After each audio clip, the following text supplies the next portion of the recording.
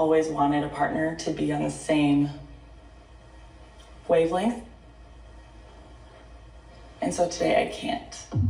Spoiler alert, Love is Blind Sarah said no to Ben at the altar because they aren't aligned on political issues like Black Lives Matter, equality, vaccines, etc. And MAGA has freaked out about it online. Look, I'm just a single woman out here who dates men, so this is just my perspective, but for progressive women, facing MAGA backlash in dating feels so relatable. There's so much pressure to compromise on your values for the sake of the relationship, and then so much hate if you refuse to. But men rarely face the same expectations, and a lot of this comes from MAGA's glorification of trad values, which if you want a traditional marriage, etc., that's your choice. But it is a choice and not an obligation. These aren't normal times when it comes to politics or dating. Who you voted for and your political beliefs actually say a lot about your core values and your respect for other people and honesty. After the election, some women expressed regret about their marriages based on their husband's vote. And while some guys say they voted because of the economy, what that signals to a woman is that the price of eggs is more important than their rights as a human. By the way, price of eggs is up and women's rights are down. In my opinion, you want a partner who stands with you even when times are tough, not just one who chooses when you are and are not a priority. But see, MAGA is trying to normalize the bigotry. We see it all the time. You hear things like, well, relationships are all about compromise, in a bid to get women to look past anything from really wishy-washy statements to even abuse, and even downplay what's happening and their very real experiences. And the issue is systemic. We know that young men in particular are targets for radicalization. A study found that on social media, it takes only 23 minutes for a man's account to be bombarded with misogynist and extremist content. Being in a relationship where you constantly have to defend your beliefs is exhausting.